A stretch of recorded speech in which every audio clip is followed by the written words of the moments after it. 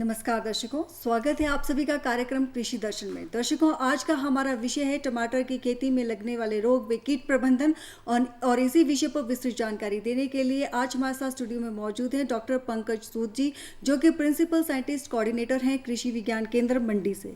Sir, आपका हमारे studio में आने के लिए बहुत बहुत स्वागत है। धन्यवाद सर। जैसा कि आज के हमारे इस कार्यक्रम का विषय है टमाटर, तो सबसे पहले तो मैं अपने दर्शकों के माध्यम से आपसे ये जानना चाहती हूँ कि टमाटर की खेती का हिमाचल प्रदेश में क्या महत्व है और इस खेती को किस तरह से करना चाहिए। देखिए आदित्य जी, जहाँ तक टमाटर की बात है, हिमाचल प्रदेश के किसान चाहे आप कहीं भी चले जाएं, छोटे और मध्यम दर्जे के किसान हैं जी। पहले ज़्यादातर लोग गेहूं, धान, मक्की इत्यादि की खेती करते थे जी। लेकिन ये जो खेती थी ये सिर्फ अपने गुजारे के लिए थी। इसीलिए हिमाचल प्रदेश सरकार द्वारा एक मुख्य तौर पे ये प्रयास किया गया कि कैसे हम अपने जो निचले क्षेत्र के किसान हैं, लोअर एरिया के हैं या मीडियम हिल के किसान हैं, उनको कैसे हम डाइवर्सिफाई करें कैश क्रॉप्स की तरफ। और फलों के अलावा सब्जियों का एक बहुत अच्छा महत्व है हिमाचल प्रदेश में, क्योंकि अलग तरह की जलवायु है। अलग अलग क्षेत्रों में अलग अलग समय पे हम सब्जियों की खेती कर सकते हैं। टमाटर, जहाँ तक टमाटर की बात आप कर रहे हैं, टमाटर हिमाचल प्रदेश के एक मुख्य सब्जी फसल है जी। हिमाचल प्रदेश में लगभग 14,000 हेक्टेयर में इसकी खेती की जाती है और इसकी प्रोडक्शन जो है वो लगभग 5.77 लाख मीट्रिक टन प्रति वर्ष होती है। हिमाचल में अलग अलग क्षेत्रों में ये 2 समय पे इसकी खेती होती है। एक तो समर सीजन में, जैसे मंडी है, सोलन है, सिरमौर है या और कुछ क्षेत्र हैं, वहाँ समर सीजन में भी इसकी खेती होती है, जो कि आजकल ख़त्म हो रही है। दूसरी फसल रेनी सीजन में ली जाती है, जो कि हमारी सितंबर अक्टूबर तक चलती है। तो हिमाचल प्रदेश में अगर अलग अलग जिलों की बात करें, सोलन एक अग्रणी जिला है जहाँ पे सबसे ज़्यादा टमाटर की खेती होती है और लगभग 45% एरिया की बात करें या प्रोडक्शन की बात करें तो सोलन जिला से हमारा टमाटर आता है। उसके बाद सिरमौर है, मंडी है, शिमला है या दूसरे कुछ क्षेत्र हैं। तो ये लगभग निचले जो क्षेत्र हैं या मध्यम जो हमारे क्षेत्र हैं, वहाँ हर तरफ ये एक मुख्य फसल है। बहुत सारे किसानों की आजीविका का एक मुख्य स्रोत है जी। तो इससे बहुत सारे लोगों का परिवार भी, हमारे किसान भाइयों का परिवार भी इस फसल के ऊपर चल रहा है जी। सर, जैसे अभी आपने बताया कि इसकी खेती 2 समय पे की जाती है, एक समर में और एक आजकल की जाती है। तो सर, जैसे आजकल बरसात का मौसम है, तो बरसात के मौसम में हम देखते हैं कि जब टमाटर की खेती हमारे किसान भाई बहन जो कर रहे हैं, उसमें आजकल क्या होता है कि टमाटर के पत्तों पे जो है वो किसी प्रकार के कीड़े आ जाते हैं और टमाटर के पत्ते जो है वो सूखना स्टार्ट कर देते हैं। तो इसके पीछे क्या कारण है और इसका निवारण जो है वो किस तरह से कर सकते हैं?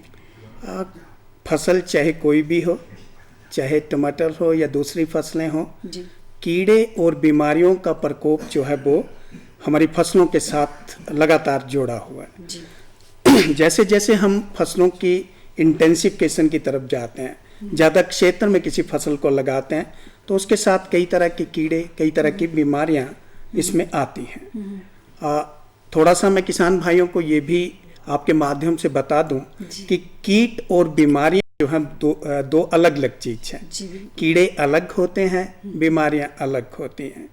बीमारियां जो होती हैं वो मुख्यतः फंगस से हो सकती हैं, बैक्टीरिया से हो सकती हैं, वायरस से हो सकती हैं, लेकिन कीट एक अलग प्रजाति है जो कि हमारी फसलों को नुकसान पहुंचाती है।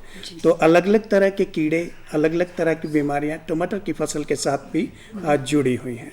अगर मैं कीड़ों की बात करूं तो इसमें मुख्यतः जैसे आजकल हम देख रहे हैं, तो इसमें एक तो फ्रूट बोरर जो फलों में छेद करता है कीड़ा, सुंडी होती है ये, और 2 प्रकार की सुंडियां, हालांकि एक को हम तंबाकू वाली सुंडी कहते हैं और एक को हम चने के फल छेदक कीट भी कहते हैं। तो ये 2 तरह के जो छेदक कीट हैं, ये टमाटर के पत्तों को और टमाटर के फल को जो है वो उसमें छेद करके नुकसान पहुंचाते हैं।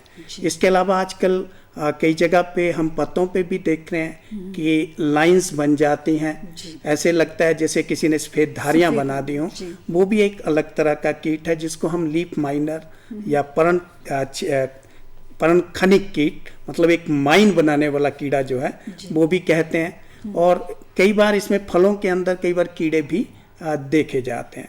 तो ये कुछ मेन कीड़े हैं, लेकिन पिछले 2 सालों से ये भी देखा गया है कि एक नया कीट जो कि हमारे प्रदेश में पहले नहीं पाया जाता था, जिसका नाम टूटा एब्सोल्यूटा है। विदेशों में ही ये कीट पाया जाता था, लेकिन पिछले 2 सालों से हिमाचल प्रदेश में भी मंडी में, सोलन में या दूसरे क्षेत्रों में इस कीट का प्रकोप जो है वो देखा गया है। तो ये कुछ मुख्यतः कीड़े हैं। कुछ कीड़े ऐसे भी होते हैं जो फलों का पत्तों का रस चूसते हैं, उसमें जैसे वाइट फ्लाई है, एफिड है, थ्रिप्स है या माइट है। ये कीड़े भी हैं जो छोटे होते हैं आकार में, नंगी आंखों से कई बार नहीं भी दिखते हैं, लेकिन फिर भी बहुत ज़्यादा नुकसान जो है हमारी टमाटर की फसल को या दूसरी फसलों में ये पहुंचाते हैं। तो ये कुछ मुख्य कीड़े थे जिनका मैंने आपको बताया। इसके साथ साथ कुछ बीमारियां, जैसे आपने कहा रोग और कीट, तो कुछ बीमारियां भी मुख्यतः हमारे प्रदेश में इस फसल में नुकसान करती हैं, जिसमें सबसे इम्पोर्टेंट जो है, जब नर्सरी लगाते हैं तो एक डंपिंग ऑफ बीमारी हम कहते हैं, जिसमें पूरी पौध जो है वो गिर के सूख जाती है। तो एक मेन बीमारी है नर्सरी की। और इसके बाद जो कुछ और बीमारियां हमारी फसल को नुकसान करती हैं, उसमें एक bacterial wilt, late blight, early blight या फिर जैसे वायरस से कुछ बीमारियां होती हैं, तो वो भी हमारी फसल को नुकसान पहुंचाती है। जी डॉक्टर साहब, जैसे अभी आपने बताया कि जब हम नर्सरी देते हैं तब भी मतलब थोड़ी बीमारियां उसमें जो है वो पनपती है। तो सर उस टाइम जब हम जो है वो टमाटर की खेती कर रहे हैं या जब उनकी जो है वो नर्सरी कर रहे हैं, तो उस टाइम जो है वो हमारे जो किसान भाई बहन हैं उनको किस चीज़ का ध्यान रखना चाहिए कि ताकि उनका पौधा जो है वो एक हेल्दी जो है वो and free of this bacterias जो है वो उनका प्लांट रहे?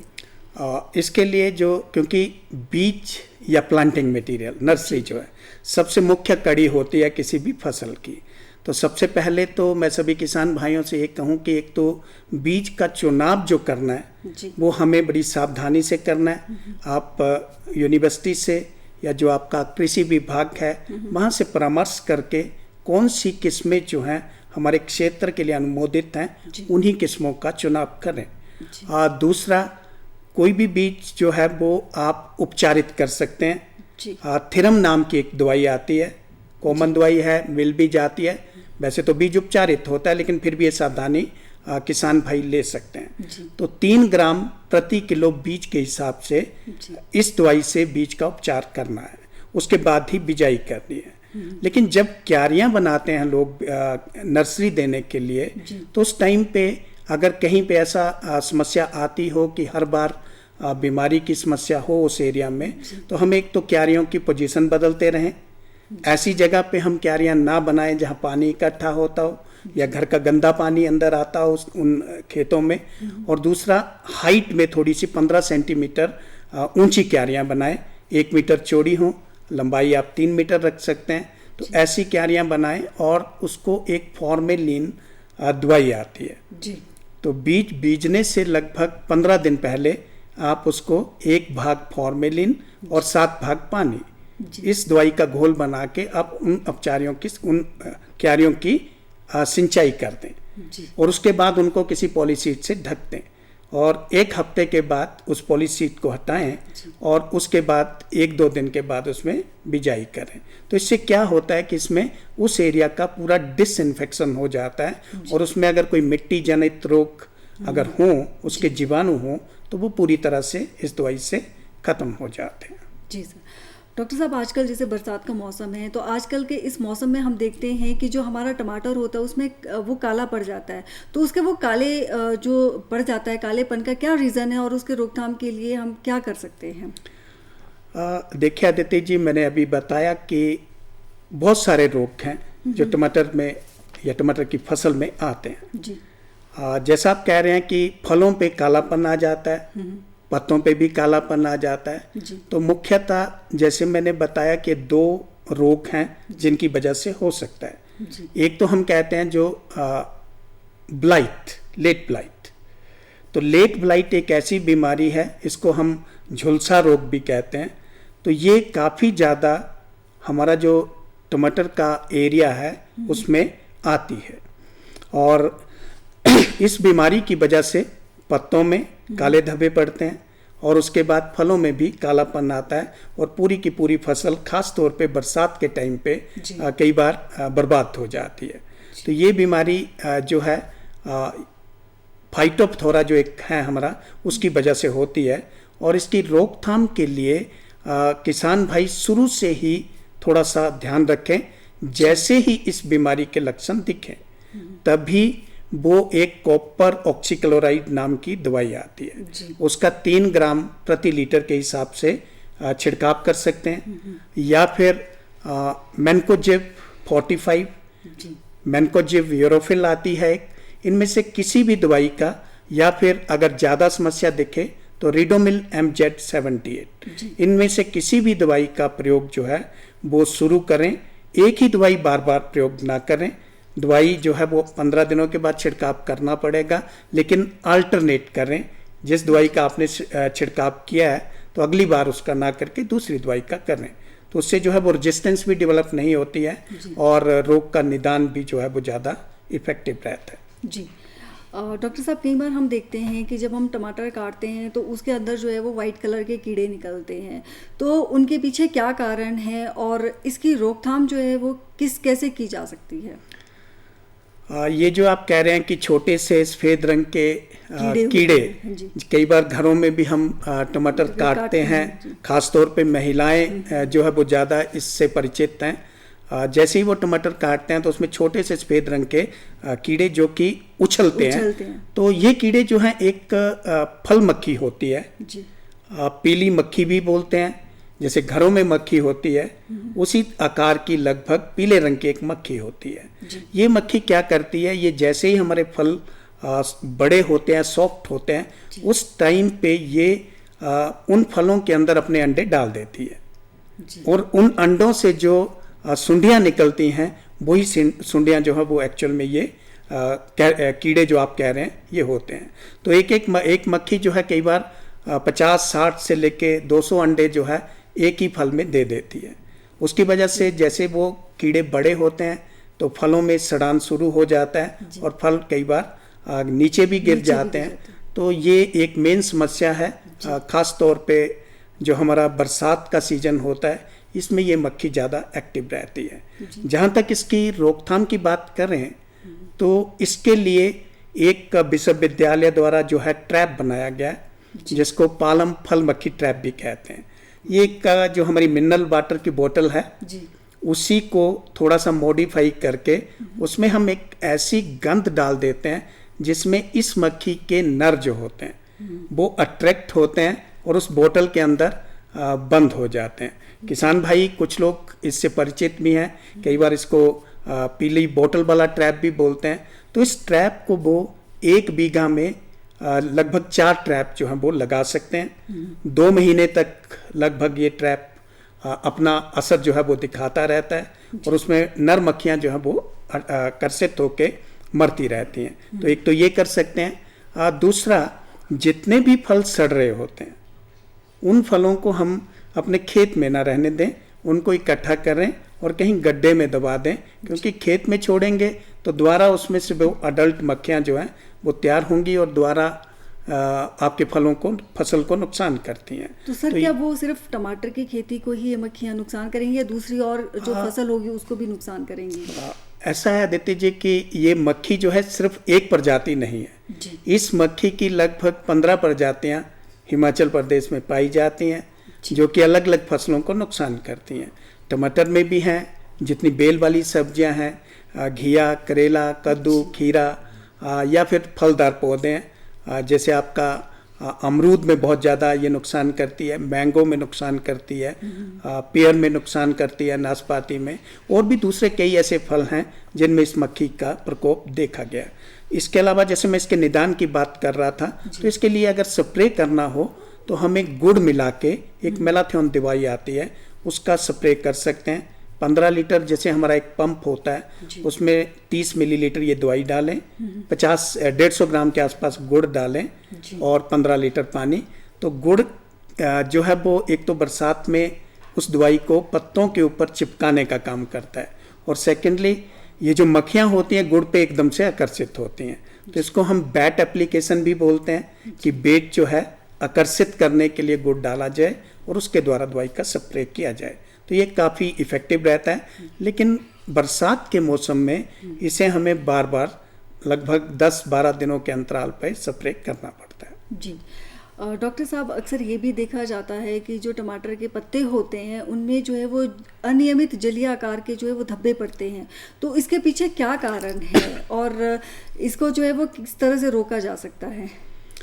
धब्बे जैसे मैंने आपको बताया कि कई तरह की बीमारियां हैं जी। तो एक बीमारी जो है वो आपको मैंने बताई लेट ब्लाइट है, उसके अलावा अर्ली ब्लाइट है, एक सेप्टोरिया लीफ स्पॉट आजकल जो है वो नई बीमारी काफ़ी देखी जा रही है, जिसमें काले जैसे छोटे छोटे धब्बे पड़ते हैं और उसके बाहर पीले रंग के जो है वो स्प्रेड हो जाते हैं वो धब्बे।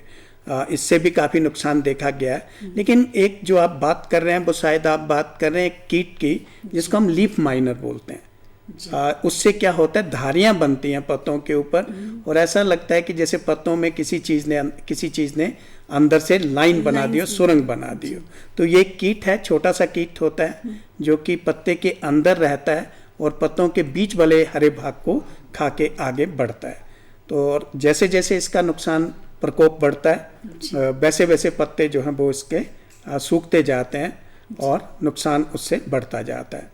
इसके अलावा भी एक वाइट फ्लाई भी एक कीट है, सफ़ेद मक्खी हम उसको बोलते हैं, वो भी आजकल काफ़ी देखी जा रही है। उसको हम सफ़ेद मक्खी का नाम इसलिए देते हैं क्योंकि उसका जो मक्खी का कलर होता है वो सफ़ेद रंग का होता है, वाइट कलर का होता है। तो उसकी वजह से भी काफ़ी ज़्यादा नुकसान देखा गया है। और अगर ये नुकसान हो तो हमें कोई भी सिस्टेमिक इंसेक्टिसाइड जैसे इमिडाक्लोप्रिड है, थायामेथाक्सोम है, इनका जो है वो छिड़काव करना चाहिए। और जैसे ही सिम्टम दिखें, अगर नुकसान ज़्यादा हो जाता है तब फिर कीड़ों या बीमारियों की रोकथाम करना संभव नहीं होता है। अर्ली डायग्नोसिस और अर्ली मैनेजमेंट जो है वो एक किसान भाइयों को अपनाना पड़ेगा ताकि हम समय रहते अपनी फसल को बचा सकें। जी डॉक्टर साहब, कई बार लोगों को जो है वो मार्केटिंग में भी प्रॉब्लम आती है कि टमाटर की खेती अच्छी तरह से होगी लेकिन वो टाइम से अपने टमाटर को जो है वो मार्केट में नहीं पहुंचा सकते, तो उसके पीछे क्या कारण है और किस तरह से हम उन लोगों को जो है वो उनकी हेल्प कर सकते हैं ताकि उनका जो टमाटर है, उनकी जो खेती है वो बर्बाद ना हो? अदिति जी, जहाँ तक मार्केटिंग की बात है जी, डिमांड और सप्लाई दो अहम चीज़ें होती हैं। अगर सप्लाई आपकी डिमांड से ज़्यादा है तो मार्केट में रेट जो है वो डेफिनेटली कम रहता है। तो हमें थोड़ा सा ये भी ध्यान रखना चाहिए किसान भाइयों को कि हमें एक भेड़ चाल नहीं चलनी है।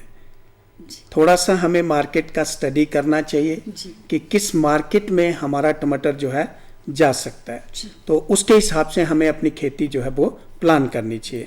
दूसरा, एक एफपीओ, फार्मर प्रोड्यूसर ऑर्गेनाइजेशन, ये एक भारत सरकार द्वारा, केंद्र सरकार द्वारा एक स्कीम जो है लॉन्च की गई है जिसमें पूरे देश में 10,000 फार्मर प्रोड्यूसर ऑर्गेनाइजेशन जो है वो बनाए जा रहे हैं। तो ये किसानों का समूह है जो कि ना केवल मार्केटिंग कर सकता है बल्कि जितने भी इनपुट की रिक्वायरमेंट होती है वो भी अपनी संस्था के माध्यम से प्रोक्योर कर सकते हैं।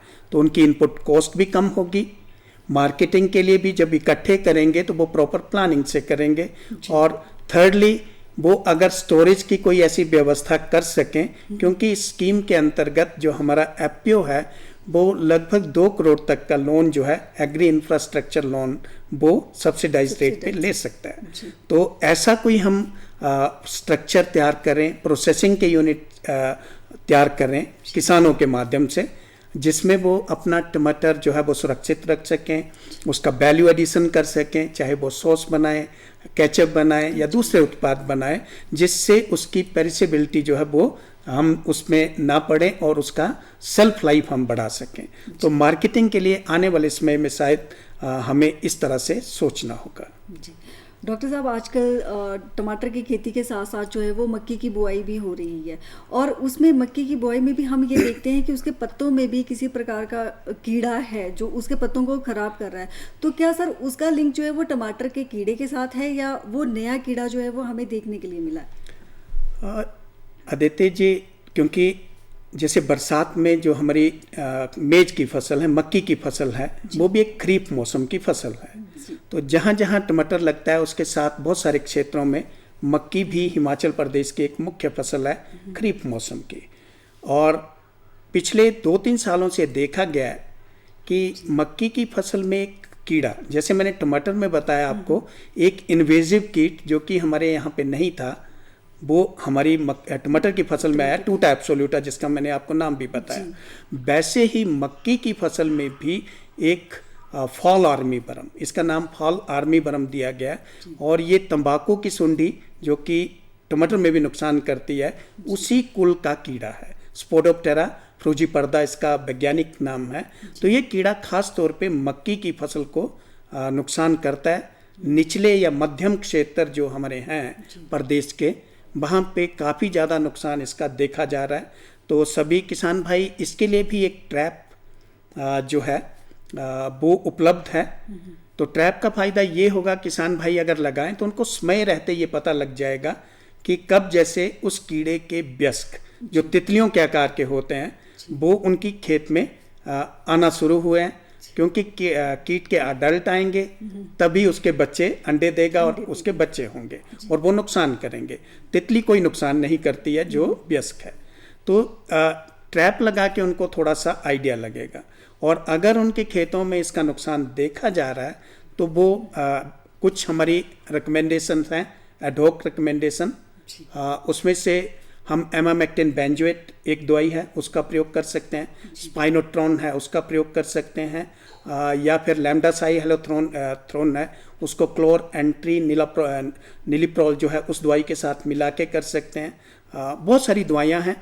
कुछ हमारे इसके लिए सेफ दवाइयाँ जिनको हम बोलते हैं कि बायोलॉजिकल इंसेक्टिसाइड, माइक्रोबियल इंसेक्टिसाइड, जिसमें मेटाराइजियम है, बेसिलस thuringiensis है, उनका भी प्रयोग जो है वो कर सकते हैं। लेकिन इसके लिए किसान जो है वो अपने नज़दीक के कृषि विज्ञान केंद्र या कृषि विभाग के अधिकारियों से एकदम से संपर्क करें ताकि वो समय रहते इसका निदान कर सकें, क्योंकि आजकल ये देखा गया है कि बहुत सारे क्षेत्रों में इस कीड़े का प्रकोप मक्की की फसल में भी हो रहा है। जी डॉक्टर साहब, लास्ट में मैं आपसे एक सवाल पूछना चाहती हूँ कि जैसे जो है वो प्राकृतिक खेती जिसको हम बोलते हैं ऑर्गेनिक फार्मिंग, उससे भी क्या हम टमाटर की खेती में जो कीड़े हैं या उसमें कोई बीमारियाँ उसको रोक सकते हैं या नहीं रोक सकते? अदिति जी, दो अलग अलग तरह के ये तरीके हैं। एक तो हम वैज्ञानिक तरीके से खेती की बात करते हैं, दूसरा प्राकृतिक कृषि। हिमाचल प्रदेश सरकार पिछले लगभग 3-4 सालों से प्रयास कर रही है, क्योंकि हमारे यहाँ पे किसान छोटे हैं तो वो ज़्यादा इनपुट कॉस्ट होने की वजह से उनको नुकसान हो रहा है। तो प्रदेश सरकार ने ये बल दिया कि हम प्राकृतिक खेती की तरफ जाएं, और प्राकृतिक खेती में भी कई तरह के ऐसे समाधान हैं। हमारी कई तरह के ऐसे पेड़ पौधे हैं, जैसे द्रेक होता है, नीम होता है, उनके कई तरह के सॉल्यूशन बना के, अर्क बना के, या हमारी देसी गाय जो है उसके गोबर और गोमूत्र से कई तरह की दवाइयाँ बना के खेती टमाटर की या दूसरी सब्जियों की कर सकते हैं। जी डॉक्टर पंकज सूद जी, आज आपने बहुत ही उम्दा जानकारी हमारे दर्शकों के साथ साझा की कि उन्हें जो है वो टमाटर की खेती किस तरह से करनी चाहिए, और हम आशा करते हैं कि आज के इस कार्यक्रम से हमारे जो दर्शक हैं जो हमें देख रहे हैं वो भी लाभान्वित हुए होंगे। डॉक्टर पंकज सूद जी, आप अपना बहुमूल्य समय निकालकर हमारे स्टूडियो में, आपका बहुत बहुत धन्यवाद। धन्यवाद आपका। दर्शकों, ये था हमारा आज का कार्यक्रम। अगले अंक में फिर आपसे मुलाकात होगी, तब तक के लिए इजाज़त दीजिए। नमस्कार।